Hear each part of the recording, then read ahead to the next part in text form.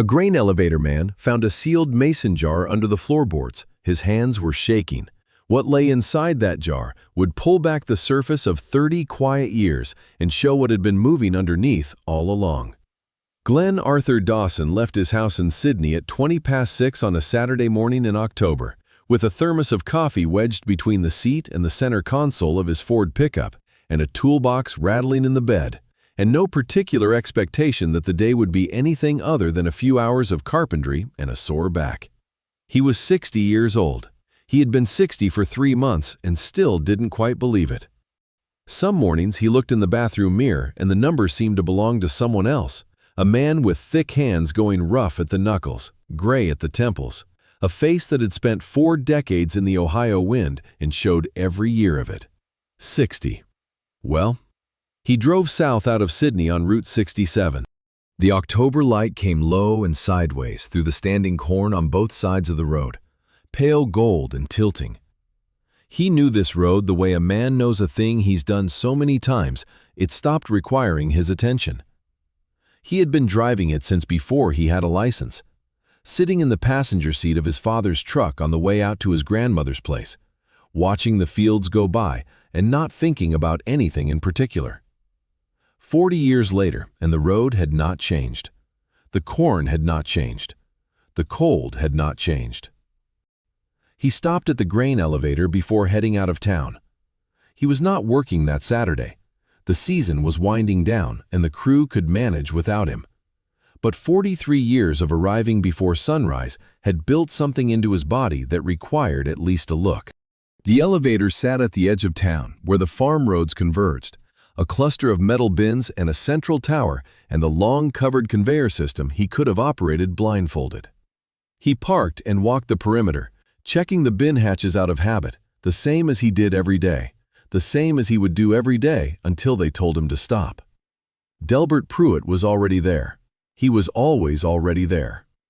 Delbert was 71 years old and had been retired from the elevator for 6 years, but showed up most mornings because 6 years of retirement had not given him anything better to do.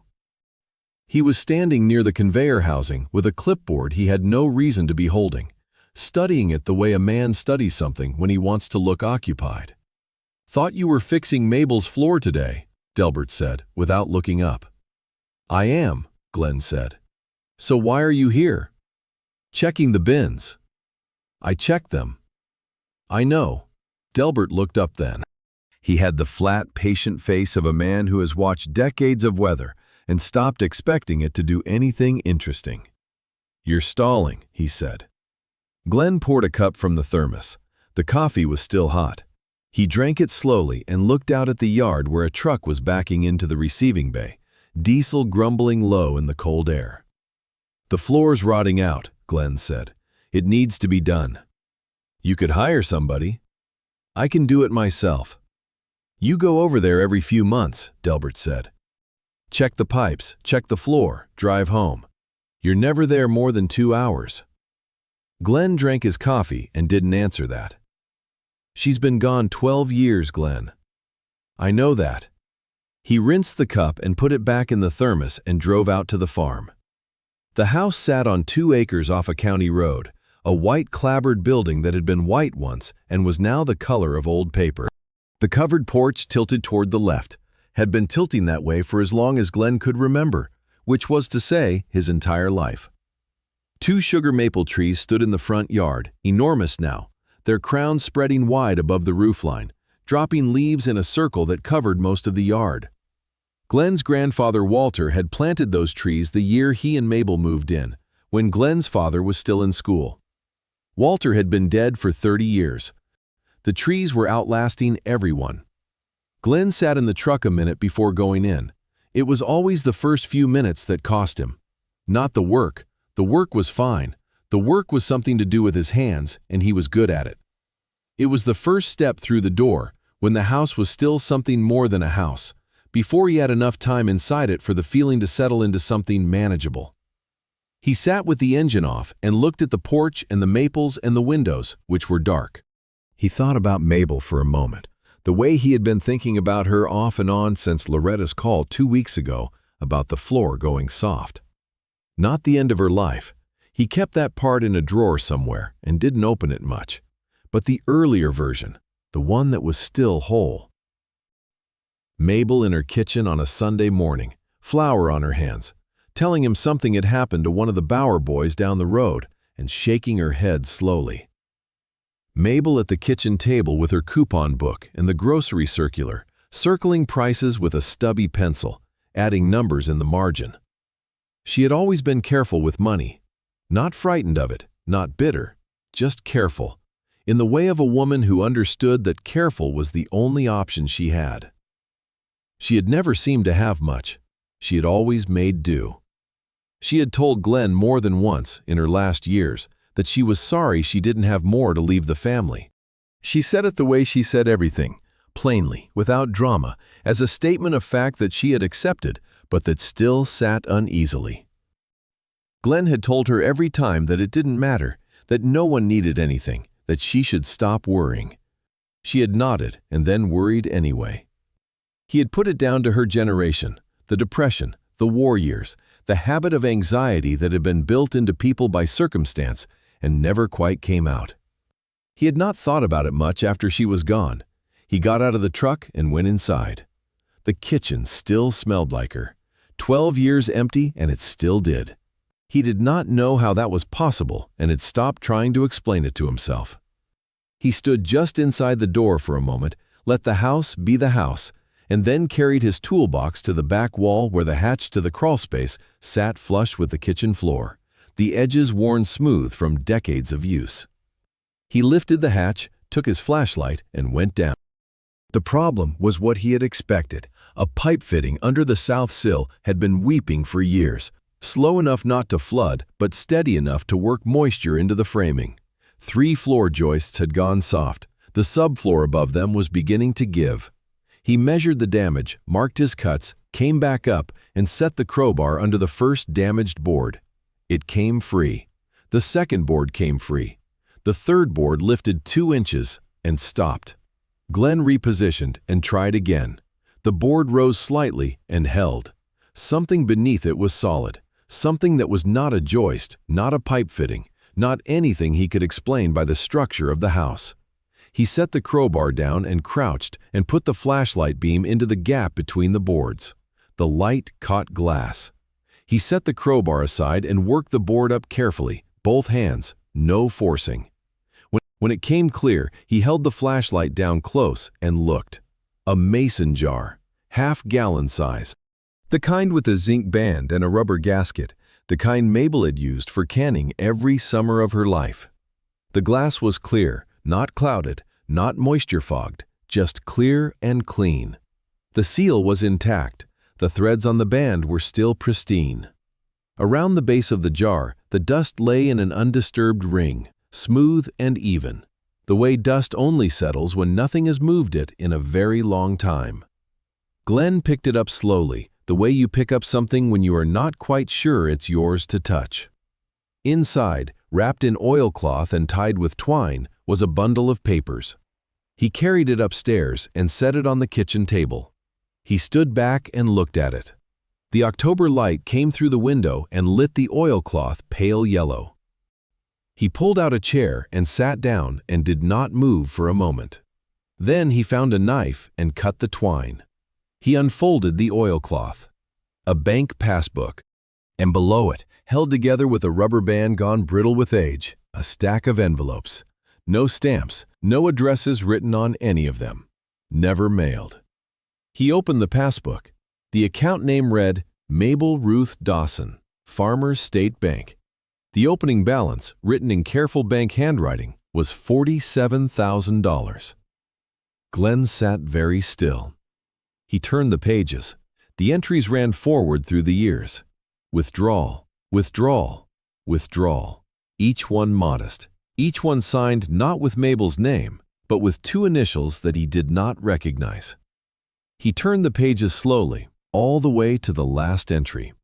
By the time 4 years had passed on those pages, the balance was 0. He looked at the initials for a long time. Then he picked up the first envelope, worked the flap open with his thumb, and pulled out the single folded sheet inside. Mabel's handwriting. His grandmother's careful, even hand, the hand he knew from birthday cards and grocery lists, and the note she had left on his truck seat the day he graduated high school. He read the first line. He stopped. He read it again. He set the letter down on the table and looked at the window and at the two maple trees beyond the glass, still holding their color in the cold gray light, and he did not move for a long time. Glenn read the letter twice more before he touched anything else on the table. Mabel's handwriting was careful and deliberate, the same hand she had used her entire life. Unhurried, each letter formed with the patience of a woman who had learned penmanship in a one-room schoolhouse and taken it seriously. The letter was undated. It began without salutation. I don't remember authorizing these withdrawals. I have looked at the book 3 times now, and I do not understand the entries. The amounts are not ones I would have taken out. The signature is not mine. I asked Harold about it, and he said it was routine. He said it was for tax purposes, and that he had handled everything on my behalf. I told him I didn't ask him to handle anything. He smiled and patted my hand and said I shouldn't worry about things like this. I am trying not to worry, but I am writing this down because I am frightened and I do not know who to speak to. Glenn set the letter down.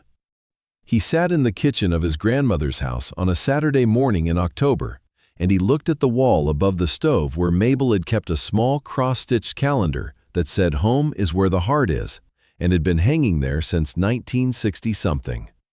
He looked at the jar on the table. He looked at the stack of envelopes. Then he picked up the next one. There were 7 letters in all, none of them mailed, none of them dated, though the progression of what Mabel described suggested they had been written over several years. Each one was the same, careful, controlled, a woman who was trying to think clearly about something that frightened her and who kept arriving at the same wall.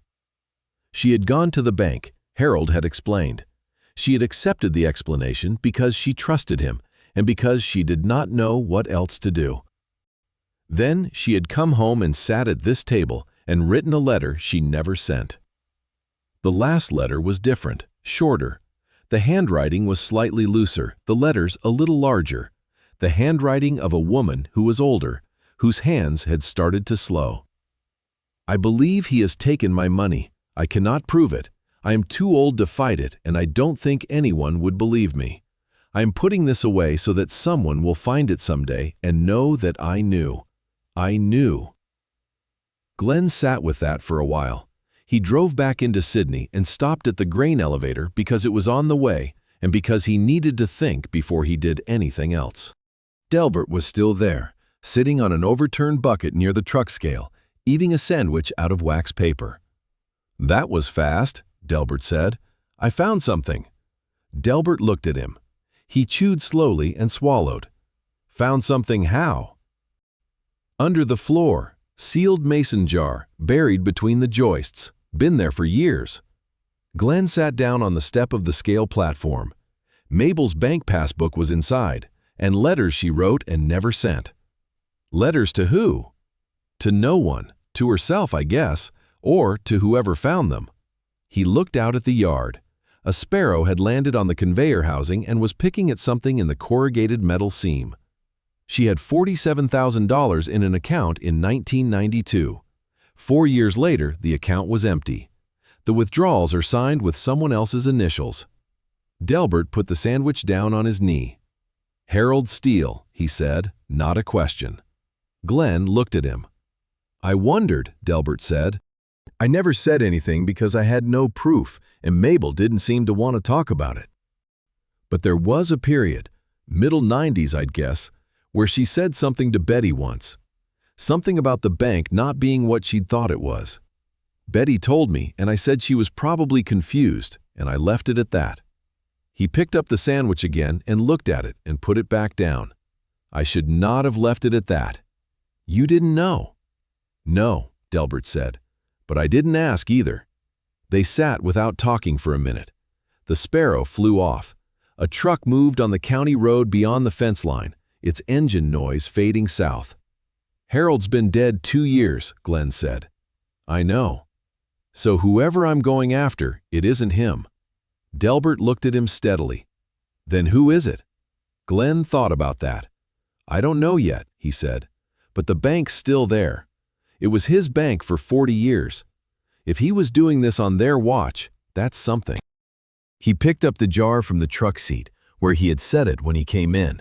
He held it in both hands. I'm going to call Nadine. Your sister. She's an accountant. She'll know what she's looking at. He stood up. I'll be back Monday. I'll be here, Delbert said, and picked up his sandwich again. Somebody has to be. Glenn sat at the kitchen table of his own house that afternoon with the passbook open and his reading glasses on and a legal pad next to his left hand. He wrote down every entry in order, the date and the amount and the initials that appeared beside each withdrawal. There were 23 withdrawals over a span of 4 years. The smallest was $212. The largest was $4,400. None of them were random looking. They followed a spacing, never closer together than 3 weeks, never more than 6 weeks apart. Regular, patient, like something designed not to be noticed. He called Nadine at 3:30. She picked up on the second ring. Glenn, everything okay? I need you to look at something. Can you come over? What kind of something? Bank records, old ones. I found them at Mabel's house today. There was a pause. Nadine was not a person who paused unless she was calculating something. What records? Her passbook and some letters she wrote. He waited. Nadine, something happened to her money. Another pause, longer. How much money? $47,000. The line was quiet for 4 full seconds. I'll be there in an hour and a half, Nadine said, and hung up. She arrived at 5:15 with a travel mug of coffee and a canvas bag she used for client work and the focused, unhurried look she got when a problem was clearly defined and she was ready to begin on it. She was 56 years old, 3 years younger than Glenn, with their father's dark eyes and their mother's tendency to stand with her arms crossed when she was concentrating. She sat down across from Glenn at the kitchen table, and he spread everything out in front of her. The passbook, the photographs he had taken of every page on his phone, the letters, his handwritten entry log, and she pulled on a pair of reading glasses from her bag and started at the beginning, and did not speak for a long time. Glenn went to the kitchen and made coffee. Real coffee, pot on the stove, the way Mabel had made it. He brought 2 mugs back and set one near Nadine's elbow and sat down and waited. She read each letter carefully. She read the passbook entries twice. She looked at his handwritten log and compared the amounts and the spacing and the initials. She picked up the passbook and held it at an angle in the light, looking at the texture of the ink. Finally, she set it down. This is not a banking error, she said. I know. The spacing is deliberate. Whoever did this knew the account balance, knew the withdrawal pattern that wouldn't trigger an internal review, and stayed under it every single time. This is methodology, Glenn. This is someone who knew bank procedures and used them. She tapped the initials with one finger, H.S. Harold Steele. That's what I thought. He was the branch manager? For 40 years. He retired in, I want to say 2003, maybe 2004. Died 2 years ago. Nadine sat back and crossed her arms and looked at the wall. He would have had direct access to account management functions. In a small branch in the early 90s, the manager often had override access that wouldn't appear on standard transaction logs unless someone specifically pulled the individual account history. She looked at Glenn. Has anyone ever pulled Mabel's full account history? She's been dead 12 years. I don't know what anyone pulled. Someone should have, during probate. There wasn't much probate, Glenn said. There was nothing to distribute. He let that sit between them for a moment. We thought she was poor. We all thought she had nothing, because she'd always lived like she had nothing. Nadine was quiet. She had $47,000 in 1992, Glenn said. That's not nothing. That's a life's worth of careful. And it was gone in 4 years, and she lived another 12 years on whatever the county assistants gave her, and whatever we sent her, and she never said a word to us about why. Nadine reached out and picked up the last letter. She read it again. When she set it down, she took off her glasses and held them in one hand and looked at the table. "She knew," Nadine said, quietly. "She knew," Glenn said. They sat with that for a moment. Then Nadine said, "Tell me about Loretta's situation. All of it." Glenn told her. The farm, the loan payments Loretta couldn't meet, the foreclosure date that was 14 days out, the inheritance that had never materialized because Mabel had nothing to leave. He told her about Loretta's 2 kids and the grain operation Loretta was running alone, and the way his daughter had gotten quieter in the last 2 years, in a way that worried him more than she knew. Nadine listened without interrupting. When he finished, she put her glasses back on and looked at the passbook. "We need a lawyer," she said. "Not tomorrow, today. It's Saturday evening. Then Monday morning, first thing." She pulled a piece of paper from her bag and started writing. "We have 14 days. The foreclosure can potentially be halted by an emergency injunction if we can demonstrate that Loretta's financial situation is directly tied to provable theft from Mabel's estate.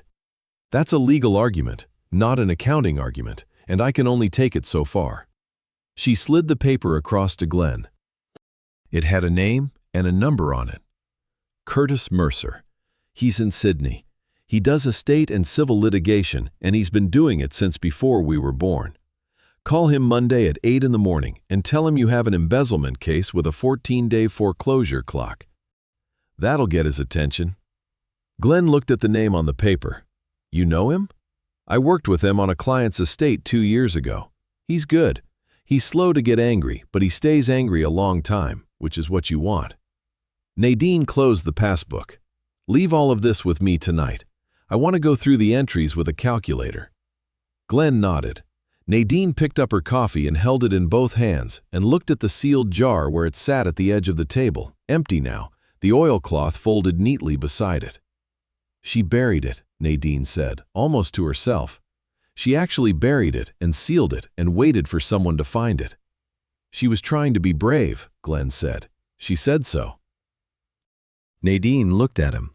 She didn't answer that, but her jaw set in a way Glenn recognized. The same way their father's jaw had set, the same way his own did when something was decided. He had seen that look twice in his sister's life. Both times she had been right, and the other person had wished she hadn't been. Outside the kitchen window, the October evening was going dark, the fields going gray, the distant silo on the Bauer place visible only as a pale vertical against the sky. Glenn sat in the light of his kitchen and looked at his grandmother's passbook and his grandmother's jar, and thought about a woman sitting alone at a table very much like this one, writing letters she would never send, folding them carefully, sealing them in glass, and going to bed. What had she thought about, lying in that house alone, knowing what had been taken from her, and knowing she couldn't prove it? What had she hoped for? He didn't know, but she had hoped for something. That much was clear. She had sealed the jar and waited. He picked up his phone to set a reminder for Monday morning, 8 o'clock sharp. Then he stopped. Loretta's name was in his recent calls. He stared at it for a moment. He didn't call her yet. He didn't have anything solid enough to give her yet. He would call her when he had something solid. Loretta had been let down by too many almost somethings, and he was not going to add to the list. He put the phone face down on the table and looked at the jar and tried to think of what came next. The phone buzzed. A number he didn't recognize. Sydney area code. He picked it up. "Is this Glenn Dawson?" The voice was male, formal, businesslike, not someone he knew. "It is," Glenn said. "Mr. Dawson, my name is Dennis Hollis. I'm with the legal department of Farmers State Bank. We understand you were at the Dawson farmhouse property today. We'd like to speak with you about anything you may have found on the premises." Glenn went still. He had photographed those documents on his phone. He had told no one outside of Delbert and Nadine. He had not contacted the bank, had not mentioned the bank to anyone. And yet someone from Farmers State Bank was calling him on a Saturday evening to ask what he had found. "How did you know I was there?" Glenn said. The line was quiet for just a moment too long. "We'd simply like to set up a conversation," Hollis said. "At your earliest convenience." Glenn did not answer the question. He let the silence run long enough that it became its own answer. "I'll call you back," he said, and hung up. He sat at the table and looked at his phone. Nadine was watching him from across the table. He told her what the man had said. She listened without moving, her coffee mug stopped halfway to her mouth. "How do they know you were there?" she said. "That's what I asked him." "What did he say?" "He didn't." Nadine set the mug down. She was quiet for a moment, working through it. "The property still goes through the estate. Technically, Mabel's estate is still open because there was nothing to distribute. No assets, no will with substance. Someone at the bank may be monitoring the property status." Or, she stopped. "Or someone saw my truck," Glenn said. "On a Saturday, at a house that's been empty for 12 years. "Small town," Nadine said. "Small town," Glenn agreed. He put the phone in his shirt pocket and stood up and looked out the window. The yard was fully dark now. His truck was in the driveway. He thought about Delbert's words that morning, "You're stalling," and how he had driven out to the farm anyway, and what had been waiting under those boards. He thought about Mabel at her kitchen table. "Don't call them back tonight," Nadine said. "Don't call them at all until you've talked to Curtis Mercer." Whatever that call was, it wasn't friendly. "I know what it was," Glenn said. Monday morning at 8 o'clock, Glenn was at the elevator by habit, and by 8:10 he was on the phone. Curtis Mercer answered himself, which Glenn had not expected. No receptionist, no recording, just the man's voice, unhurried and dry. "Mercer, my name is Glenn Dawson. My sister Nadine gave me your number. I have an embezzlement case and a foreclosure clock with 14 days left on it." There was a pause, not a long one. "Come in at 10, Curtis said. "I'll make time." Curtis Mercer's office was on the second floor of a building on the square in Sydney that had been a hardware store in a previous life and still smelled faintly of metal and oil. The man himself was 63 years old, thick through the shoulders, with the kind of face that had been serious for so long it had stopped being able to look anything else. He wore a plain gray suit and no tie and reading glasses on a cord around his neck. He shook Glenn's hand once, firmly, and showed him to a chair across from a desk buried in paper and said, "Tell me everything. Don't leave things out because you think they don't matter. Let me decide what matters." Glenn told him. He laid the photographs on the desk in order, every page of the passbook, every letter. Curtis looked at each one without picking them up, leaning forward over the desk with his glasses on, going slowly. He didn't speak until Glenn was finished. Then he said, "When did you receive the call from the bank?" "Saturday evening, around 6. "Same day you found the jar?" "Yes." Curtis leaned back. He took his glasses off and held them in one hand and looked at the ceiling for a moment. "Farmers State Bank has been operating in this county since 1922. Harold Steele was their branch manager from 1967 to 2003. In 36 years as branch manager, a man accumulates a great deal of institutional knowledge. He also accumulates access to account systems, to authorization procedures, to the kind of low-level transaction management that nobody thinks to audit because the manager is the one who would conduct the audit." He set his glasses on the desk. The bank's Saturday evening call is not a routine customer service inquiry. They are monitoring this situation. That tells me two things. First, they already know, or strongly suspect, what Harold did. And second, they have been hoping nobody would ever find the evidence. Glenn looked at him steadily. "Can we take them to court?" "We can. The question is whether we can do it fast enough to stop your daughter's foreclosure." Curtis pulled a yellow legal pad from under a stack of files and uncapped a pen. "Walk me through Loretta's situation." Glenn walked him through it. The farm, the loan balance, the payment she had missed, the auction date. Curtis wrote without looking up. When Glenn finished, Curtis said, "I'm going to file an emergency motion for injunctive relief today. The argument is that Loretta's financial position is the direct result of a provable theft from her grandmother's estate.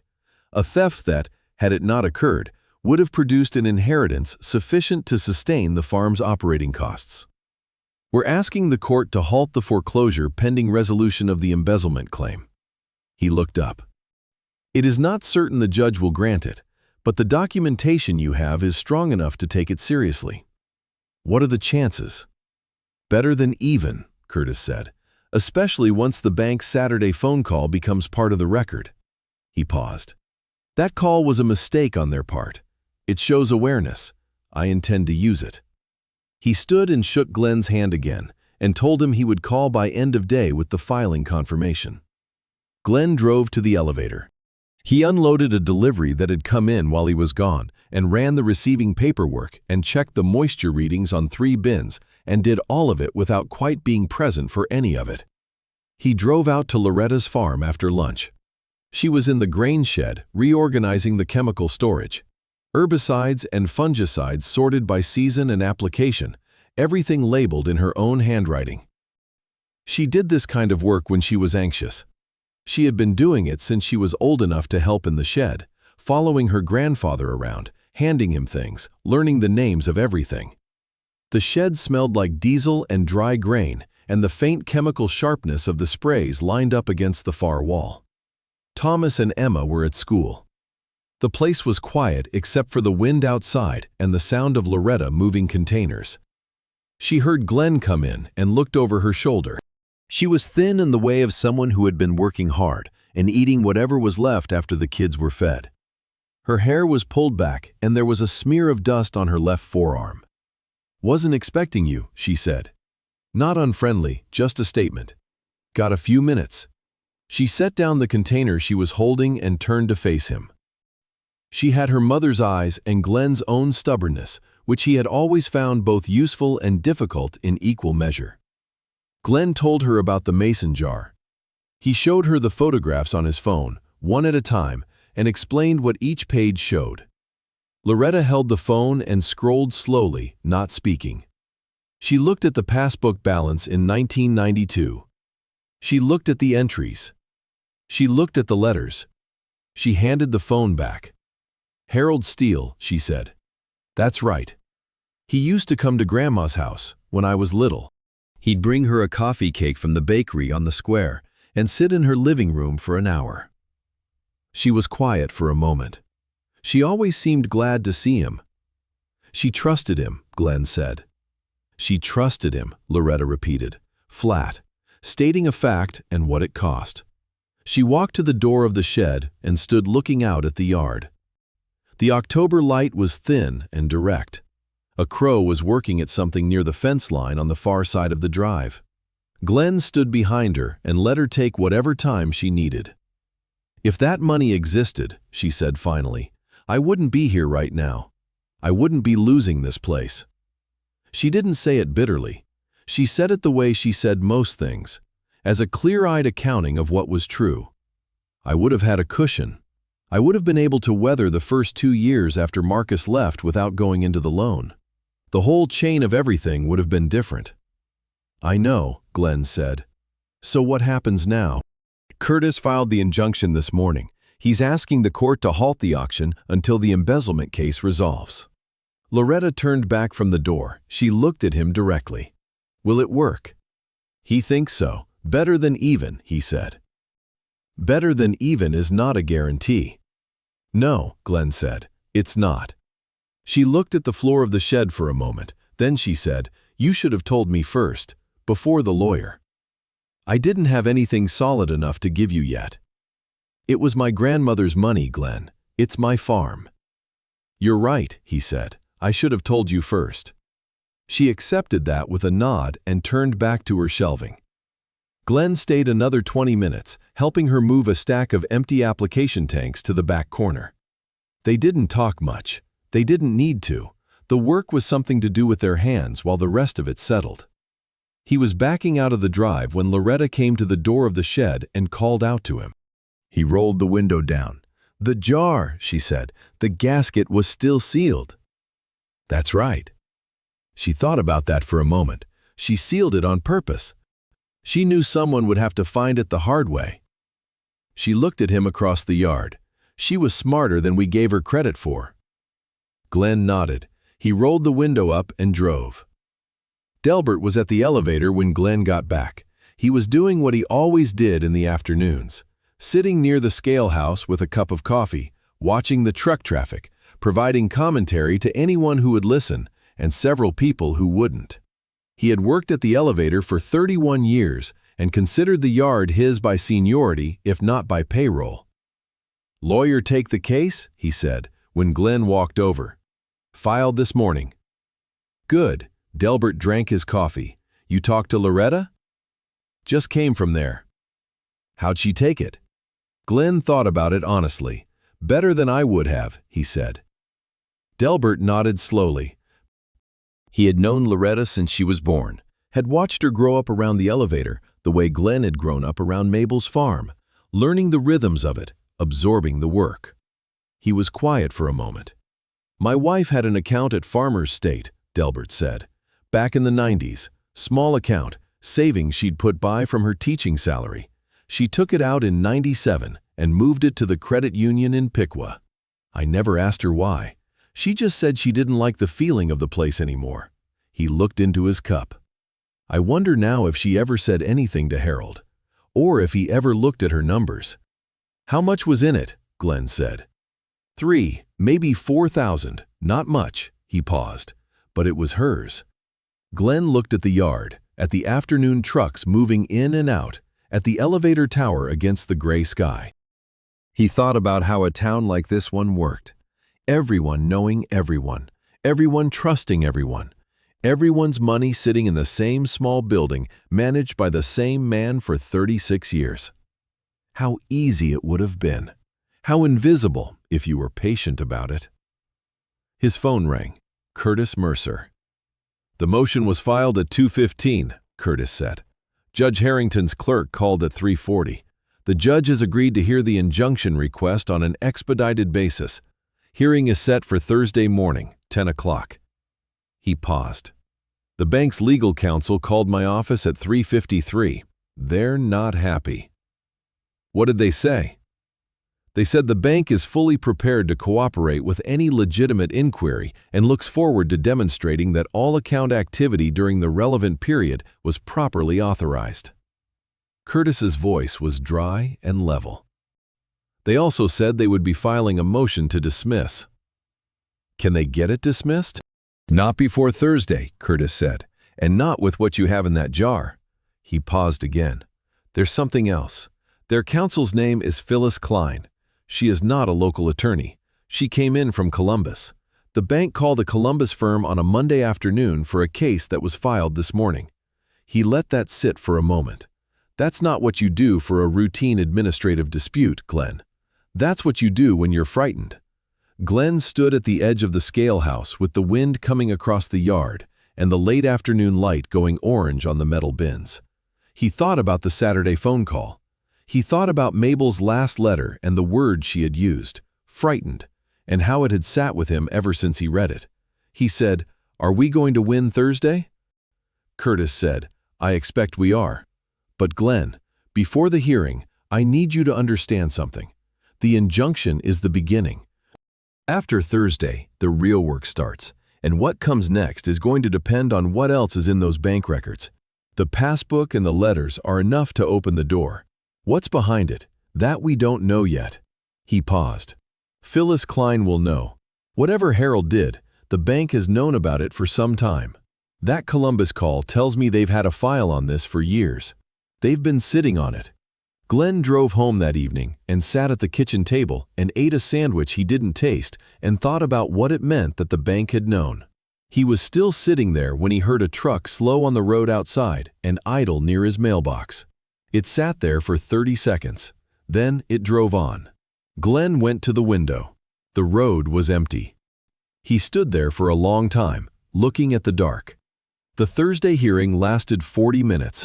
Judge Harrington was a compact woman in her late 50s who had been on the bench in Shelby County for 19 years and had the manner of someone who had heard everything twice and was not easily impressed by either urgency or indignation. She read Curtis's filing. She read the bank's motion to dismiss. She looked at the photographs of the passbook entries that Curtis had submitted as exhibits. She asked 3 questions, one of Curtis, 2 of Phyllis Klein, and then she granted the injunction. The foreclosure on the Dawson Farm property is stayed pending resolution of the related civil claim, she said. Counsel will meet with my clerk to establish a discovery timeline. Motion to dismiss is denied. She looked at Phyllis Klein.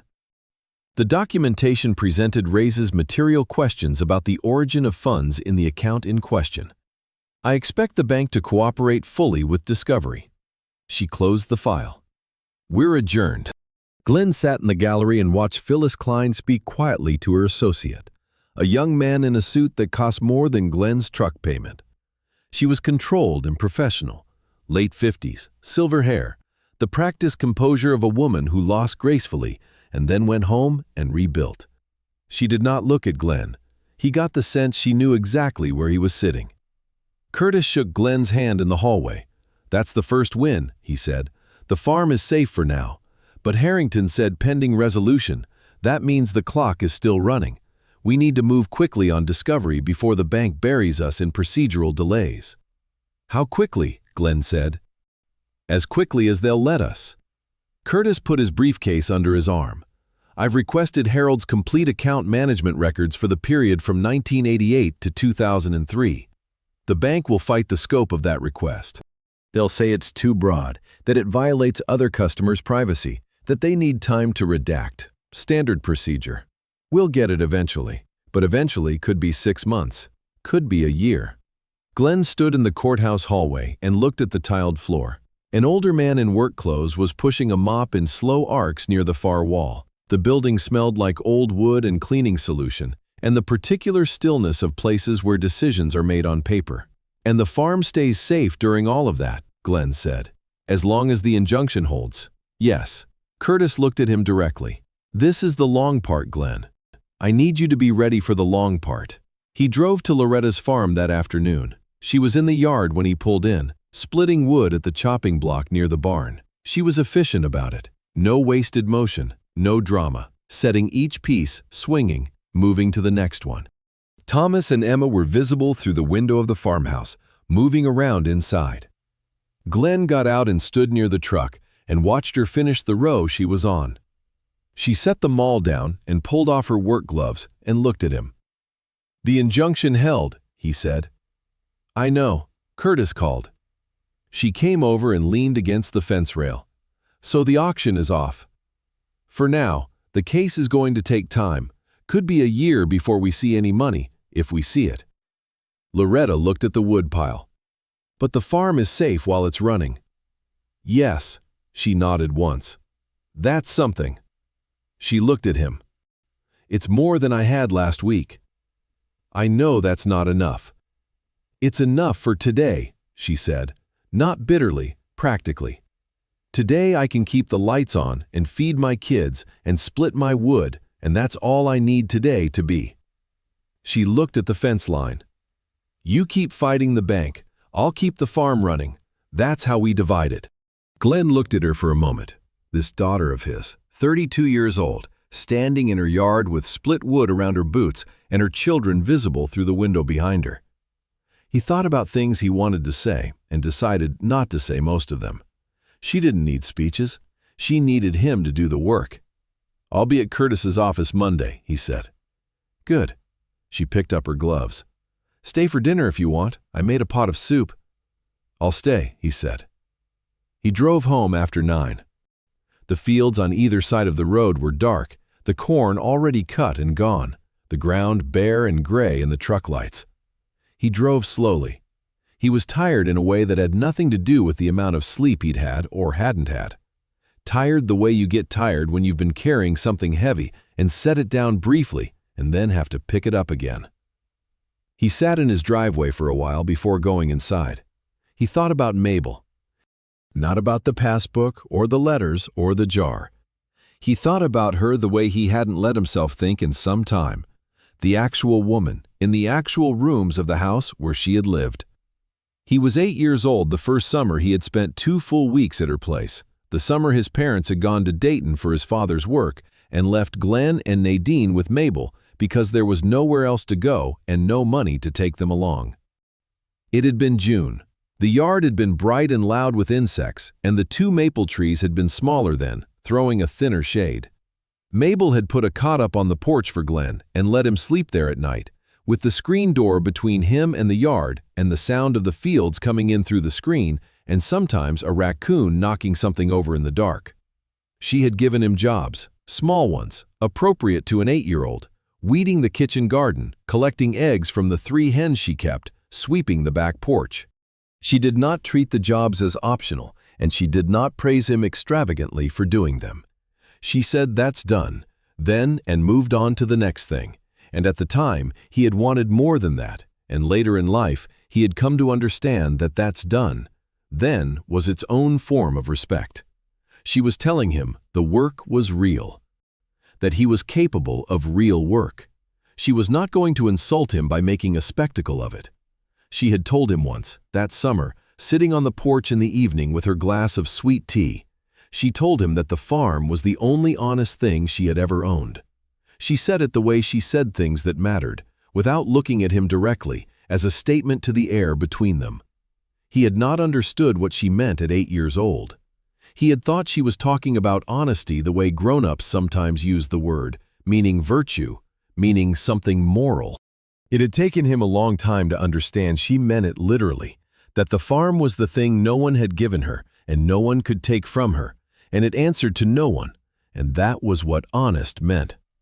A thing that was simply what it was. Harold had not been able to take the farm. He had taken everything else. Glenn sat in the dark of his driveway and looked at the dashboard and at the road beyond the windshield and at the low scatter of lights from the neighbor's place a quarter-mile south. He got out of the truck and went inside. The letters were on the kitchen table where Nadine had left them, arranged in the order she had established, each one back in its original envelope. Glenn made coffee and sat down and read them again from the beginning. He had read them enough times now that the shock of them had worn to something quieter. Not gone, just settled, the way a bruise goes from sharp pain to dull ache. He read them for detail now. For what Mabel had noticed and what she had not said directly and what she had been trying to say beneath the surface of the careful sentences. The 4th letter stopped him. He had read it before. He had noted the sentence about Harold explaining the withdrawals as routine, but he had not stopped long enough on the sentence that followed it. He said the transfers were to consolidate my accounts for easier management. He said the other account was in my name and that I would have full access whenever I needed it. Glenn set the letter down.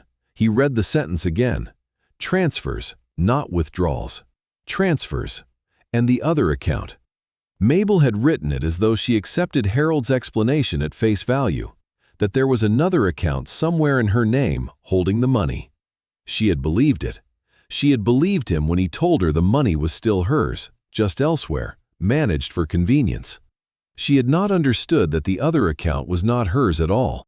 Glenn picked up the phone and called Nadine. It was 10:15. She picked up on the 3rd ring, voice alert.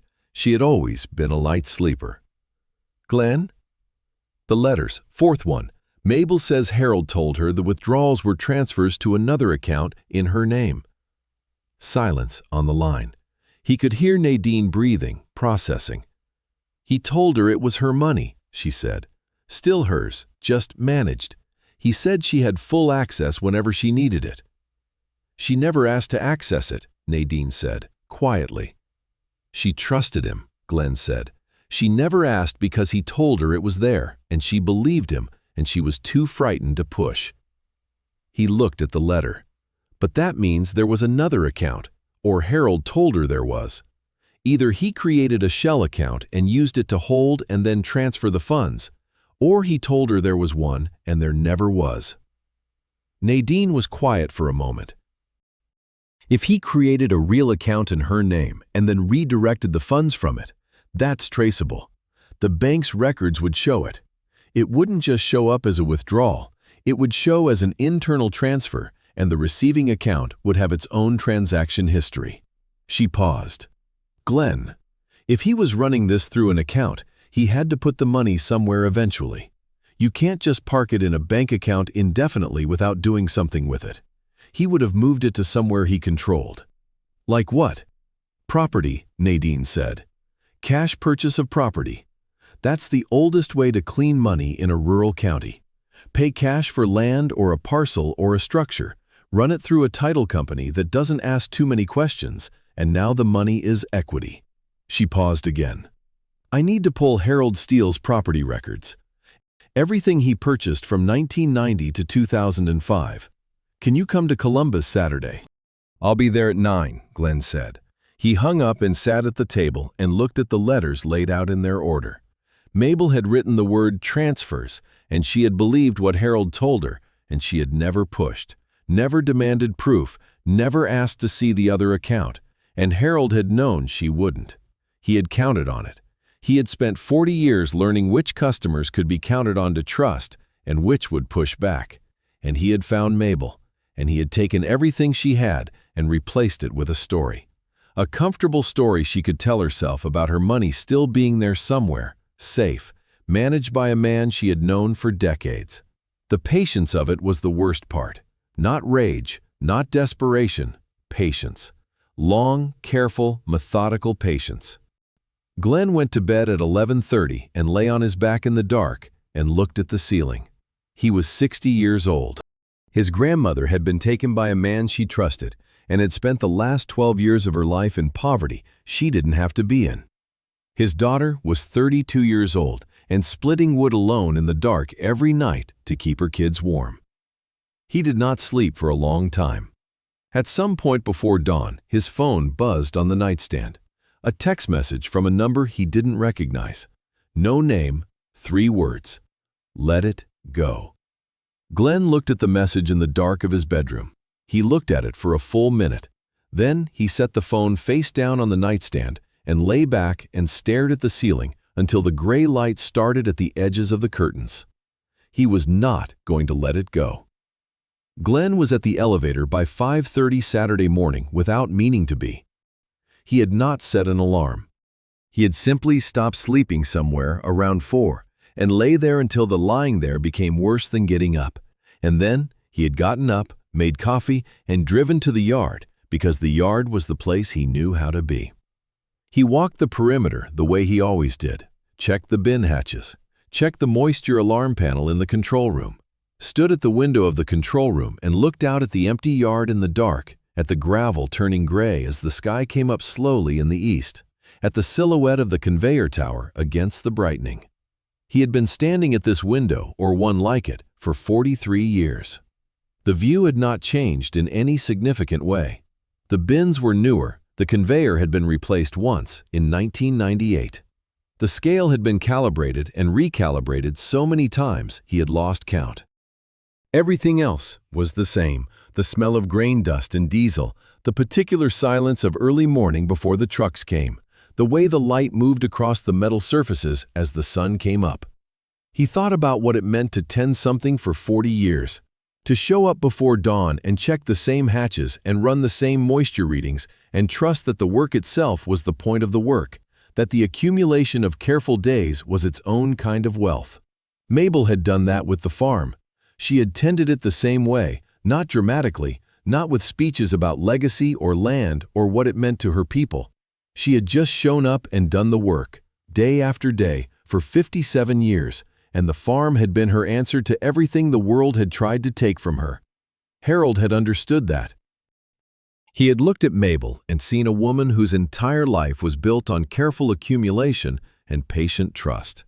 And he had used that trust the way a tool is used, efficiently, deliberately, with full knowledge of what he was doing. He had not stumbled into it. He had chosen her. Glenn stood at the window until the sky was fully light. Then he locked the control room and drove to Columbus. Nadine's kitchen table had been cleared and her laptop was open and 3 legal pads were arranged in a row with columns of figures written in her neat accountant's hand. She had been up before Glenn, which did not surprise him. She poured him coffee and pointed at the chair across from hers and said, "Sit down, I've got it."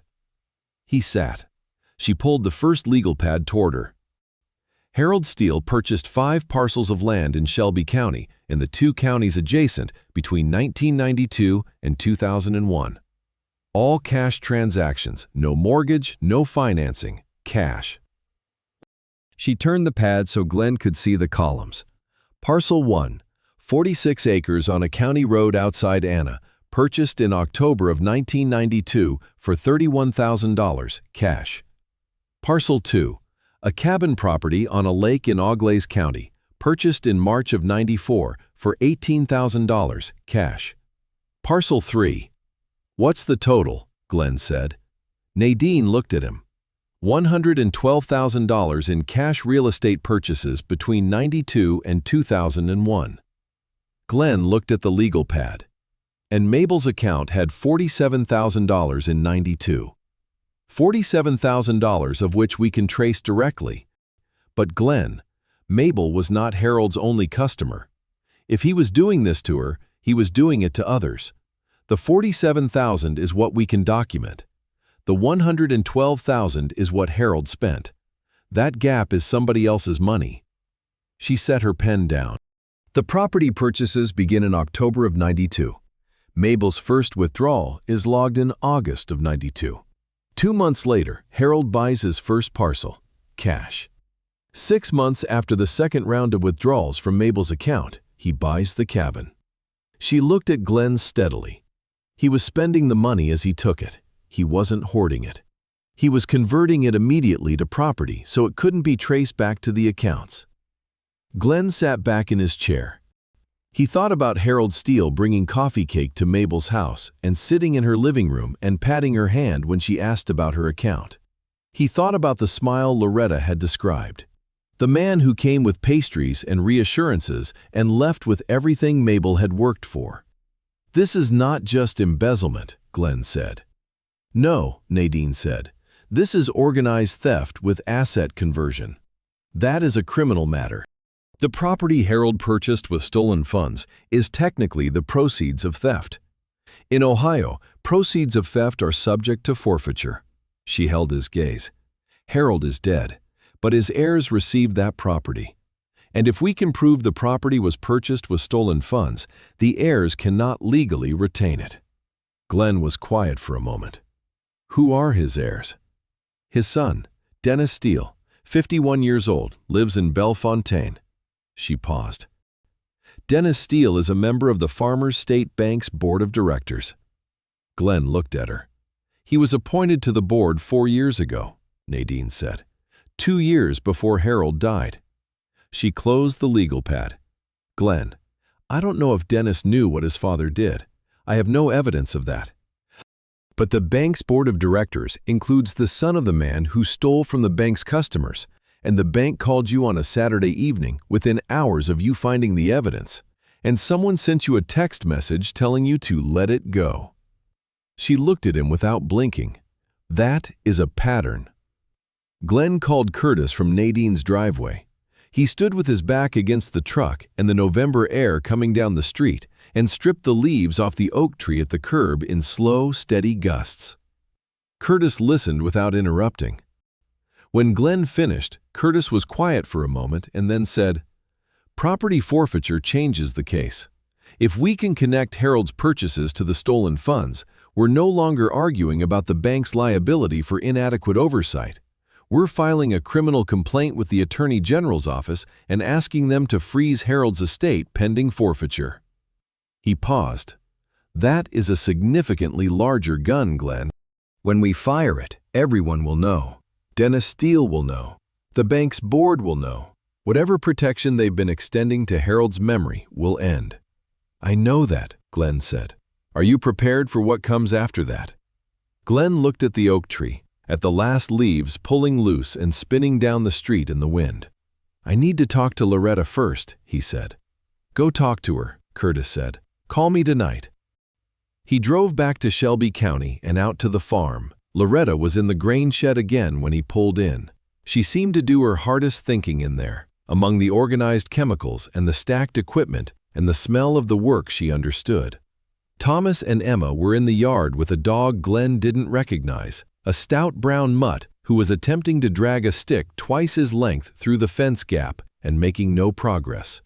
"Whose dog?" Glenn said. "Thomas found him in the ditch on the county road Monday," Loretta said from the shed doorway. "We're keeping him. His name is apparently Biscuit." Apparently, Thomas named him. Glenn watched the dog wrestle with the stick for a moment. Emma was crouched nearby, offering encouragement in a high, serious voice.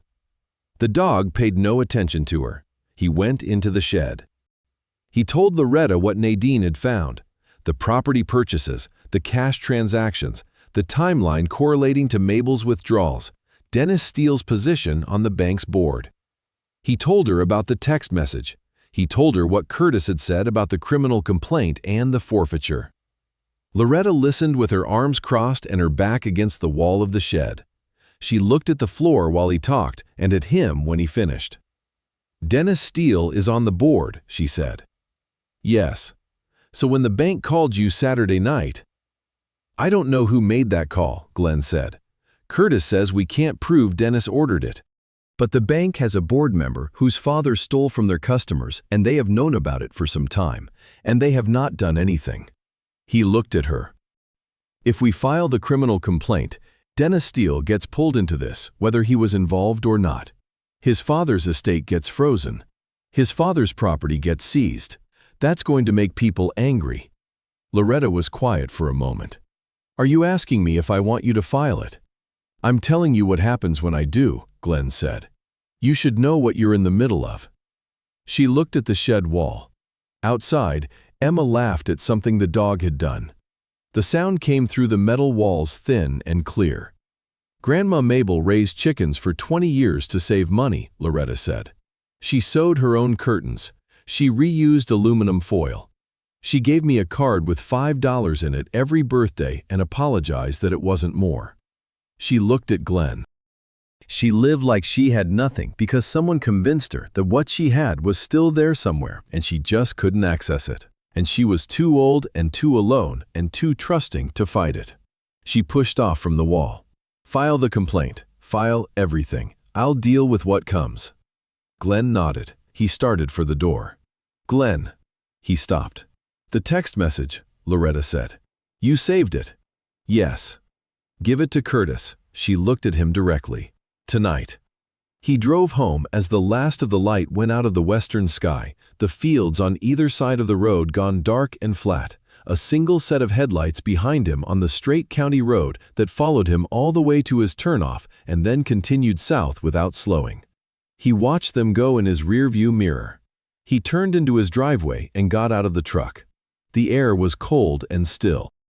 He stood a moment listening to the field sounds. Wind in the dry stalks of the neighbor's uncut corn, a dog somewhere in the distance, the low hum of the power line running along the road. Ordinary sounds. He had heard them 10,000 nights of his life. He went inside and called Curtis and forwarded the text message and told him about the car that had followed him home. Curtis said he had already drafted the criminal complaint and would file it with the Attorney General's office Monday morning at 8 o'clock sharp. Glenn said all right and hung up. He sat at the kitchen table. Mabel's letters were still arranged in their order. He looked at them for a long time without reading them. Then he looked at the jar, cleaned and empty at the edge of the table, catching the kitchen light in its clear glass. His phone rang. The number was Loretta's. He picked up immediately. "Loretta." Her voice was flat and controlled, which was how he knew it was serious. "Someone cut my fence line on the south side," she said. "The cattle are in the road." Glenn was in his truck and moving before Loretta finished the sentence. He drove the county road at a speed he had not driven it in 20 years, the headlights cutting hard through the dark, the truck's rear end drifting slightly on the gravel curves before he corrected. 12 minutes door to door on a normal night. He made it in 9. The cattle were in the road, 8 of them, Loretta's small beef herd, standing in the headlight wash of 2 cars that had stopped and were not moving, their hazard lights blinking orange in the dark. The drivers were out of their cars and standing at a distance, which was the right call. Glenn pulled his truck sideways across the road at the south end to block traffic and got out and went to find Loretta. She was already working them. She had a flashlight and a grain bucket and the patient, unhurried manner of someone who had been moving cattle her entire life, and understood that urgency communicated itself to animals and made everything worse. She walked slowly, spoke low, used the bucket as the draw. The cattle knew her voice. Glenn took a position on the far side, and they worked the herd back toward the gap in the fence without speaking. They had done this kind of thing enough times together that words were not necessary. Thomas was at the gate on the far side, holding it open. It took 40 minutes to get them all back in and the gate secured. Glenn helped Loretta run a temporary wire across the cut section of fence, baling wire and 2 spare posts from the shed, enough to hold until morning. She had the posts and wire out before he asked for them. She had been thinking about it while they were moving the cattle. When the wire was in, she walked the fence line with the flashlight. Glenn followed. The cut was clean, not a break, a cut. Wire cutters, sharp ones, 3 strands at a single post, the ends clean and curled. Someone had done it deliberately and done it efficiently. In and out. No trampled ground around the post, no signs of struggle with the fence. Professional. Loretta stood and looked at it for a moment. Then she turned the flashlight off. They wanted the cattle in the road, she said. Someone could have been hurt. Glenn looked at the post. I know. My kids were inside. I know. She walked back toward the farmhouse without saying anything else. Glenn followed. Thomas was on the porch, a boy of 8 trying to look like he hadn't been scared. Emma was inside at the window, her face a pale oval in the light. Glenn waved at her, and she waved back. Loretta said to Thomas, "Go inside. Make sure Emma's eaten." She already ate. Then sit with her. Thomas went in. Loretta stood on the porch and looked at the dark yard and the road beyond it. Curtis needs to know about this tonight, she said. Glenn had already dialed. Curtis answered on the second ring and listened to everything without speaking. When Glenn finished, Curtis said, "This is escalation. The text message was a warning. The fence is a demonstration. They are telling you there is a cost to what you're doing and that the cost will be paid by your daughter." He was quiet for a moment.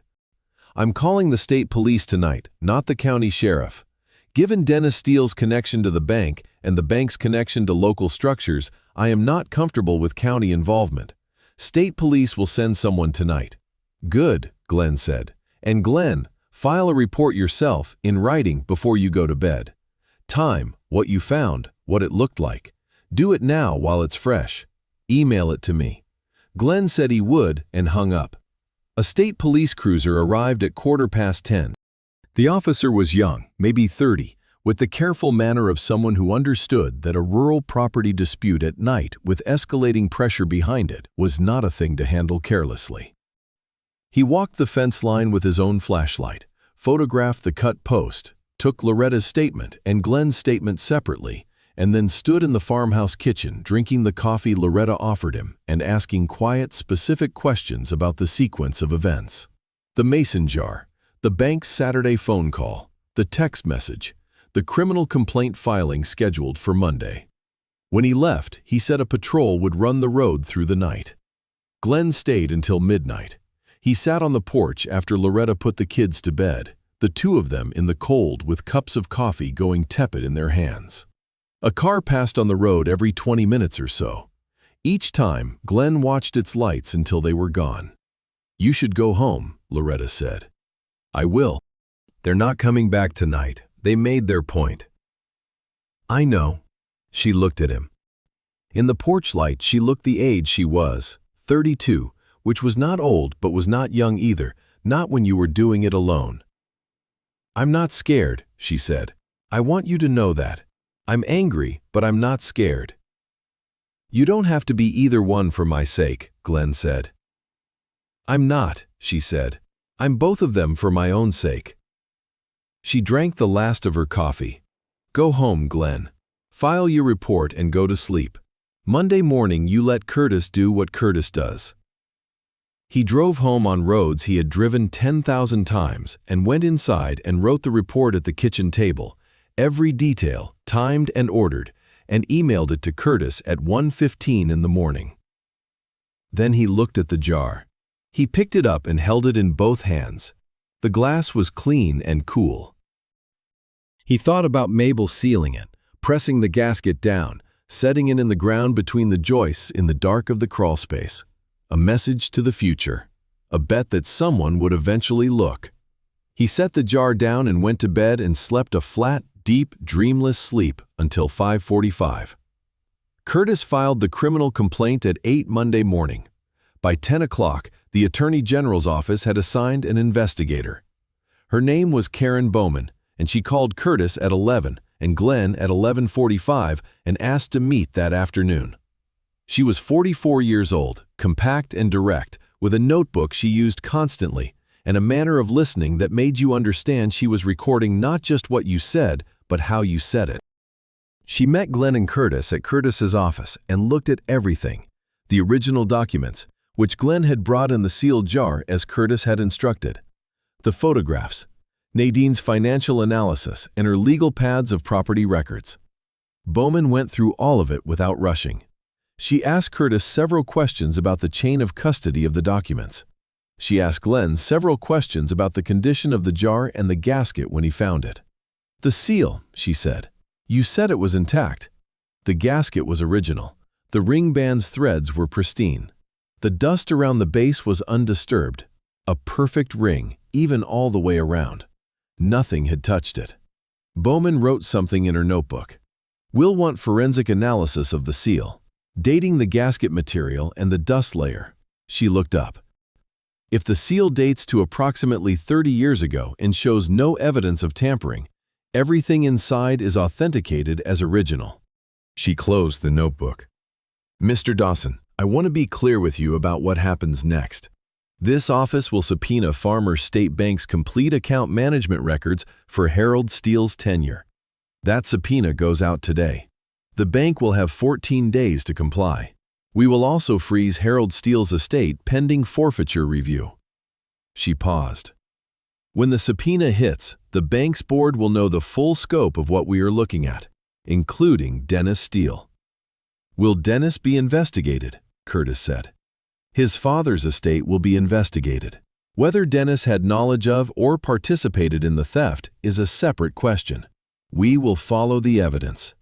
She picked up her notebook and stood. "Mr. Dawson, the fence line and the text message, both are part of this file now. If there is any further contact, any further property damage, any communication of any kind from any party connected to this matter, you call me directly. Not the bank, not the county, not anyone local. Me." She gave him a card, day or night. The 14 days that followed were quiet in the way that the sky goes quiet before weather. A stillness that is not peace, but pressure. Glenn went to work each day and ran his routes and checked his bins, and talked to Delbert about nothing in particular, and went home each evening and sat at the table where Mabel's letters were still arranged in their order. Loretta repaired her fence properly with new posts and new wire, and did not call him unless there was something to report, which there was not. The state police patrol ran the road for 6 nights and then stopped. Curtis called on a Wednesday with the first results.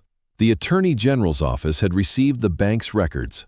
Bowman's team had begun analysis. 2 things were confirmed within the first 72 hours. First, Harold Steele had held account management override access for his entire tenure, exactly as Curtis had predicted. Second, the records showed not 1, but 4 accounts that had been systematically drawn down through the same mechanism. Small, regular transfers authorized under Harold's management code, executed over periods ranging from 3 to 9 years. Mabel's account was the largest single theft. The total across all 4 accounts was $186,000.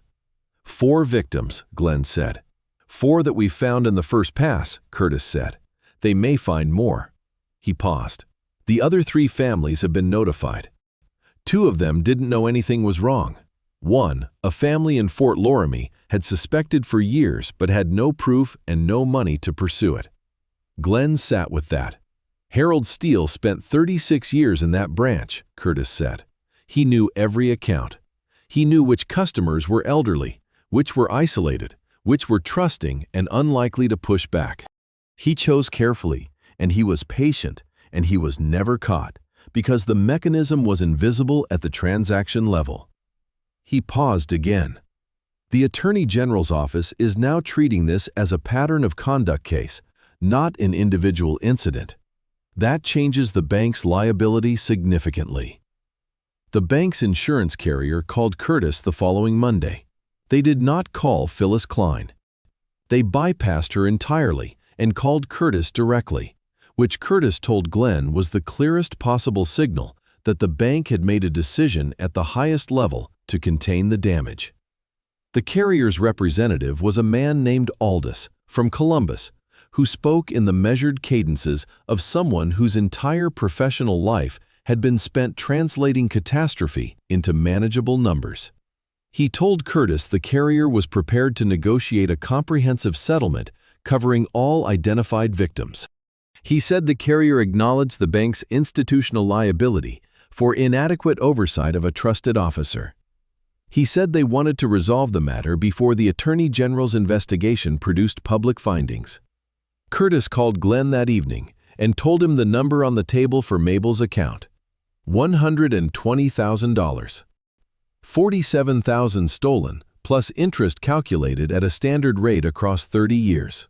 And Loretta's mortgage, Glenn said immediately. I told them the settlement needed to be structured to address the direct harm to Loretta's farm. They agreed. $100,000 released immediately to retire the loan. $20,000 into a trust for the children. Curtis paused. Glenn. They also want a global settlement with all 4 victims. The total they're putting on the table is $1.8 million. Glenn was quiet for a long moment. The foreclosure, he said, halted permanently. The loan is paid in full. The farm is Loretta's, free and clear. Curtis let that land. I need your authorization to begin formal settlement negotiations. Once I have it, I expect we can finalize within 30 days. You have it, Glenn said. He drove to the farm the next morning. It was a Tuesday in November, cold and clear, the sky above the fields a flat, pale blue. Loretta was in the grain shed as she always seemed to be on hard mornings. Glenn stood in the doorway and told her the number and what it would do for the mortgage and what would go into trust for Thomas and Emma. He told her about the other victims, the other families Harold had taken from, the full scope of what the investigation had uncovered. Loretta set down the container she was holding. She walked to the center of the shed and sat down on a stack of grain bags. She sat there with her hands on her knees and looked at the floor. Outside, Biscuit the dog was barking at something in the yard, his high, sharp bark that meant a squirrel or a passing truck, nothing serious. Glenn leaned against the door of the shed and waited. She sat for a long time. Then she said, without looking up, she saved all of it, sealed it, waited for someone to find it. Her voice was level. She never knew if anyone would. No, Glenn said, she didn't. But she did it anyway. Loretta looked up at him. Her eyes were dry. She did it anyway. Glenn nodded. Outside, the dog stopped barking. Emma's voice came from the direction of the farmhouse, calling the dog's name. The sound of small boots on the porch steps. Then the yard went quiet again, just the wind moving through the bare field beyond the fence line. A low and steady sound like breathing. Loretta stood up and brushed her hands on her jeans. She looked at Glenn directly. When does it close? She said. Curtis told them 30 days. It took 22. The settlement agreement was signed on a Wednesday morning in Curtis's office. Glenn and Loretta sat on one side of the desk.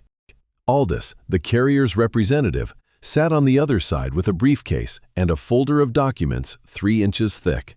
Phyllis Klein was not present. She had been quietly removed from the case 2 weeks prior, which Curtis said without elaboration, and Glenn did not ask about further. Aldous explained each document before they signed it. He did so carefully and without condescension, which Glenn noted and appreciated. The man was doing a job, and he was doing it cleanly. Glenn had no quarrel with that. His quarrel was not with Aldous. Loretta read every page herself. She read slowly, and she asked 2 questions, both specific, both about the trust structure for Thomas and Emma. Aldous answered both questions fully. She signed where she was told to sign, and initialed where she was told to initial, and when it was done, she capped the pen and set it on the desk, and folded her hands in her lap, and looked at nothing in particular for a moment. Curtis shook hands with Aldous. Aldous packed his briefcase and left.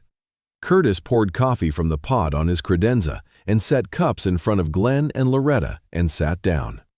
"The mortgage payoff will be confirmed with the bank by end of week," Curtis said. "The trust documents will be filed with the probate court next Monday. The $20,000 will be in a restricted account in Thomas and Emma's names, accessible when each of them turns 21. He looked at Loretta. "The farm is yours. No lien, no encumbrance, no auction. Yours." Loretta drank her coffee. She looked at the window. Curtis's office window looked out over the courthouse square, the war memorial, the flag, the bare November trees along the perimeter. An old man in a canvas coat was walking a dog across the square, the dog's breath making small clouds in the cold air. "The other families," Loretta said. "The other 3. "Their settlements are being finalized in parallel," Curtis said. 2 have already signed. The 3rd is expected to sign by end of week. She nodded. She looked at the square again. Did they know? Any of them? Did they know what Harold had done to them? 2 of them had no idea. One family had suspected for years. He paused. The family in Fort Loramie. Their grandmother wrote letters too. Never sent them. Their family found out about Mabel's case through the Attorney General's notification, and the daughter called me." He set his cup down. "She wanted me to tell you that what your father did mattered to them, that it mattered to her mother to know someone had found the proof." Loretta looked at the table. She was quiet for a moment. What was her grandmother's name? "Velma," Curtis said. "Velma Cantrell." Loretta nodded slowly, as if filing that name somewhere permanent. The Attorney General's office announced the findings on a Thursday, 3 weeks after the settlement was signed. The press release named Harold Steele, named Farmers State Bank, named the total theft figure and the total restitution figure. It named the bank's institutional failure to audit the account management practices of a trusted officer over a period of more than 3 decades. It did not name Glenn Dawson by name, but it described the discovery of contemporaneous documentation, a sealed mason jar, found beneath floorboards, containing original bank records and unsigned letters from one of the victims, as the evidence that opened the investigation. The Sydney paper ran it on the front page, above the fold. A reporter called Glenn's house, and he let it go to the machine.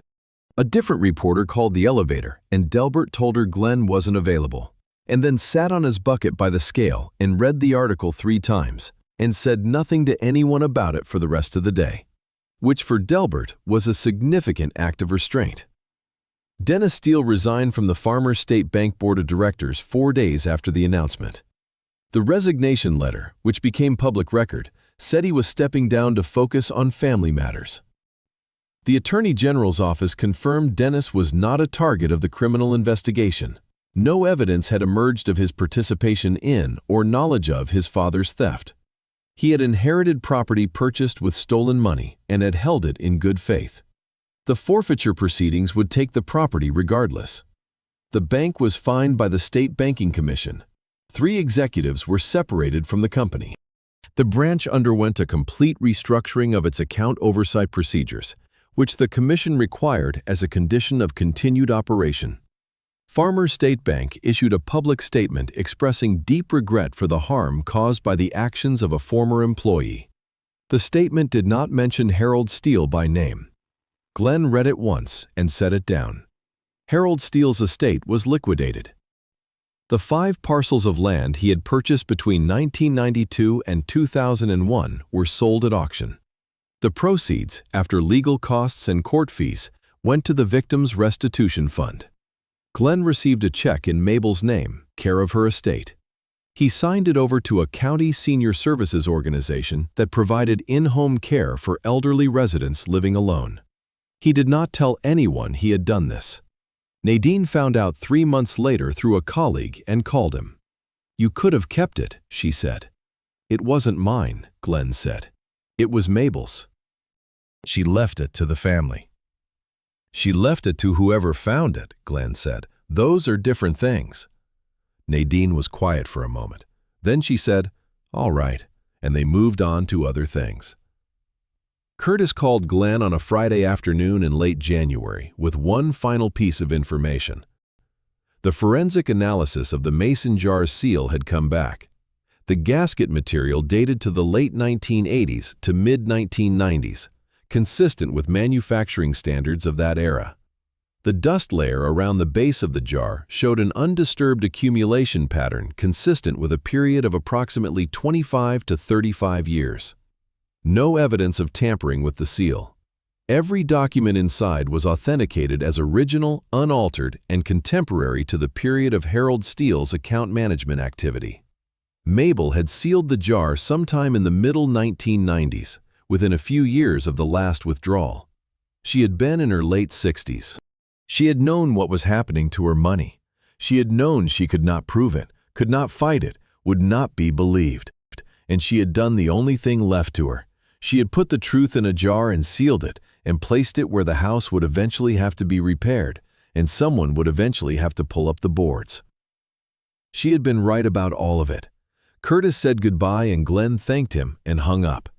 He sat at the kitchen table. The letters were no longer spread out on the surface. He had returned them to the jar 3 weeks ago, carefully, folded back in the oilcloth, the twine retied. The jar sat on the counter below the window, where the afternoon light came through and lit the glass.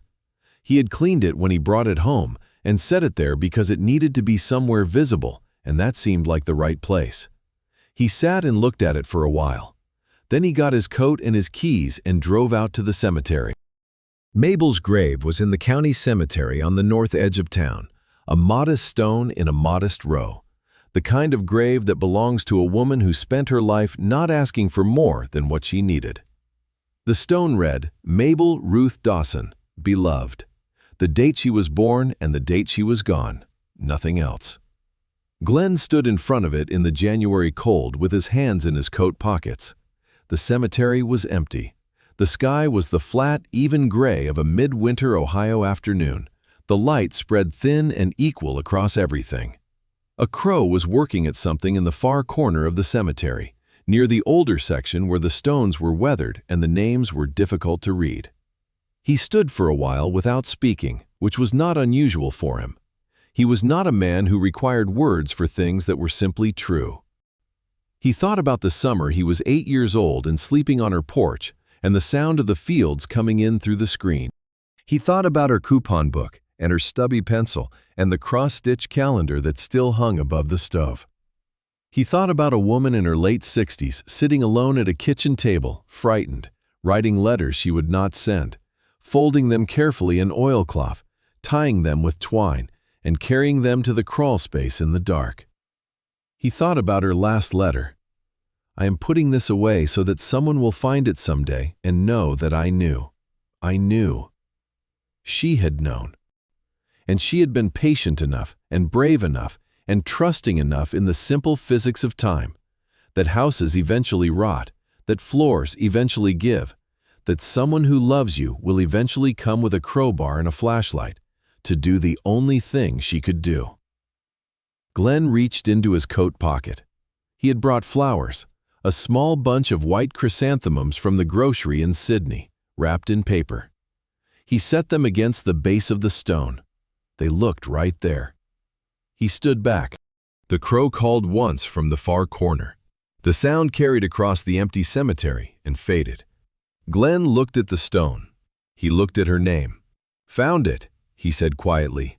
Just that. Then he turned up his collar against the cold and walked back to the truck. He drove to Loretta's farm. She was in the yard when he pulled in, splitting wood again, the same as she always was, the maul falling in the same patient rhythm. Biscuit was sleeping in a patch of thin winter sun near the porch steps. Glenn got out and stood by the truck and watched her finish the row. She looked up. How is she? Loretta said. Same as always, Glenn said. Loretta nodded. She set the maul down and pulled her gloves off. Stay for dinner, she said. It was not a question. I'll stay, he said. Thomas came out the front door and stopped on the porch and looked at Glenn with the frank appraisal of an 8-year-old who has not yet learned to be polite about curiosity. "Did you bring anything?" Thomas said. "No," Glenn said. "Oh." Thomas considered this. "That's okay." He went back inside. Loretta looked at Glenn. For a moment, something moved across her face. Not a smile exactly, but the shape a smile makes before it becomes one. Then she picked up the maul and set another piece of wood on the block. Glenn walked to the woodpile and began stacking what she had already split. They worked without talking. The cold air smelled like cut wood and frozen ground and the diesel faint from the grain shed. Above the tree line to the west, the sun was going down behind the clouds, the sky turning from gray to a pale, dull orange. Biscuit lifted his head from the porch step, looked at nothing in particular, and put it back down. The wood stacked. The light faded. Inside, Thomas and Emma moved from room to room, their voices coming through the window thin and warm. Glenn stacked the last piece and stood back and looked at the farmhouse, at the lit windows, at the porch with its slight leftward tilt, at the 2 oaks in the front yard that Loretta's great-grandfather had planted and that would outlast all of them. He looked at it the way you look at something that almost wasn't there. Then Loretta called him inside for dinner, and he went.